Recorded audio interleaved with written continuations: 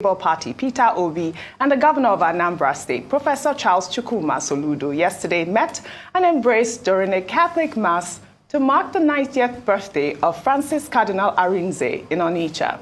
The meeting was the second one since Soludo openly attacked Obi 4 weeks ago in a letter titled "History Beckons and I Will Not Keep Quiet." In the letter, Soludo declared that Obi does not have the capacity and clout to win next year's presidential election, claiming that the facts on ground showed that the contest will be a two-horse race. While the two men were seen at the Cardinal's birthday, hugging each other warmly to the admiration of many who probably assumed they were sworn enemies, following the social media uproar that followed their earlier exchange. I mean, I really liked this story, Rufai. I thought, when I saw it, the first thing I thought about was, do not die in politicians' war. No, but I think we have said it from the opening time, and anybody that decides to die in the war of politicians probably doesn't have a real reason, to understand perspectives that politicians will always align when their interests align, and they'll do otherwise when it doesn't align. It's as simple as that. Governor Soludo, and in fact, Peter Obi has said that Governor Soludo is his brother. All right?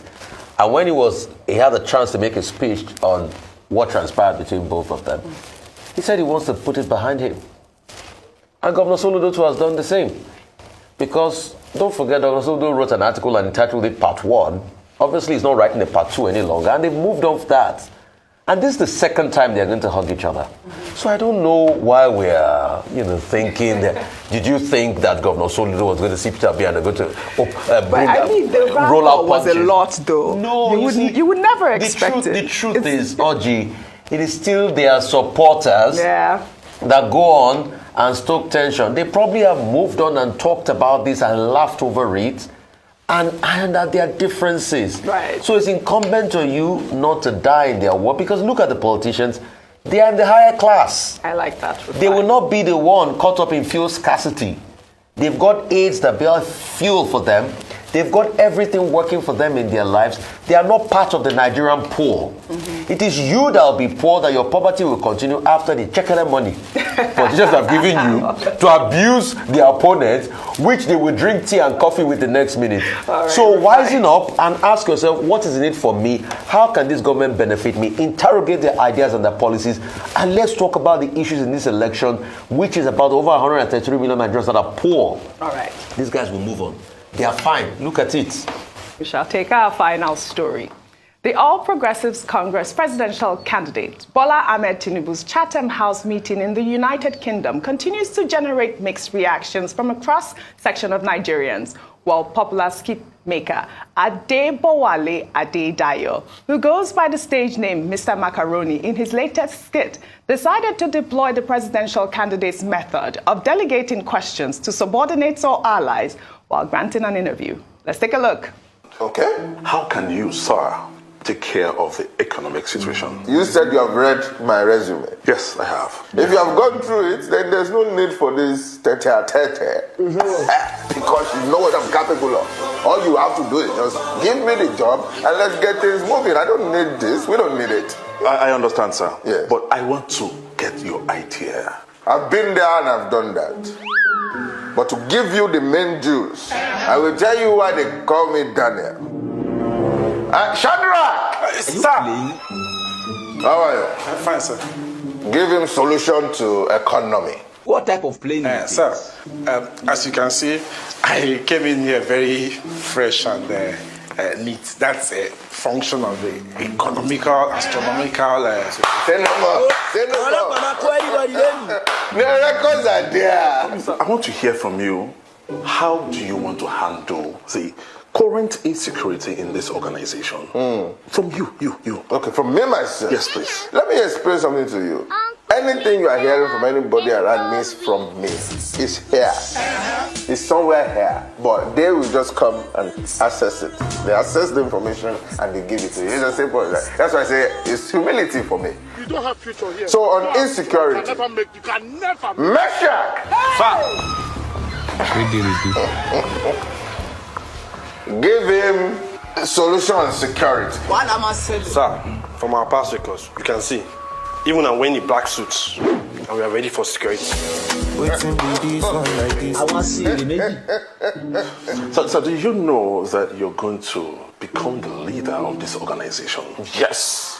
What if these ones fail? Who is going to then take up the responsibility of their failure? Will you? I will tell you why I'm ready for this job. Abednego!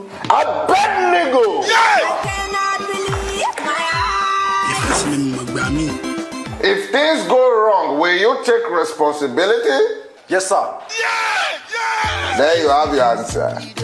Throw us in the lion's den. We are ready. Dr. Matthew, already. There you have it. For me, it was the Shadrach, Meshach, and Abednego. I mean, how did he just Straight come from up the with Bible. that? Really? The people Oh who my are God. familiar with the Bible understand Yes. that reference. But this is what is called teamship. Yes, teamship. Teamship, where it's a valid English word. Yes, it so is. that's not the problem. But the problem, is the parody, the satire that, Adedayo, right? That's his Yes. name. Adeboale Adedayo, popularly known as Mr. Macaroni, has put across. And it speaks to what we used to teach our students in comedy and other comic forms about the aesthetics of laughter. You can see we have laughed about it and all of that, but we got the message. Yes. And he's been able to put the message across in a very friendly, talented manner. Creativity, innovation, that's the major highlight of that particular skit. And I'm not surprised that earlier on the program today, before you came on, Ambassador Joe Keshi drew attention to it, that he saw it, and he just delivered the message. And that's the whole thing about drama, how it embodies the totality of messages in a very short space. Yeah. I wanted to comment on the first story about the two, Soludo and Peter Obi meeting, and Obi and also being there. Okay, they first met at the 70th birthday of Pastor Eze Okafor, and now they met at Cardinal Rinze's 90th birthday. I think, again, it overshadowed the importance of the fact that this was a celebration of the 90th birthday of a man who is a major icon in the Catholic Church, a major source of inspiration to generations of Catholics, a man who put Nigeria on the map in Rome and has also, played up Anambra and the Catholic Church in Nigeria, right, as Cardinal John Onayekan pointed out in his homily. So we join others in congratulating Francis Cardinal Arinze.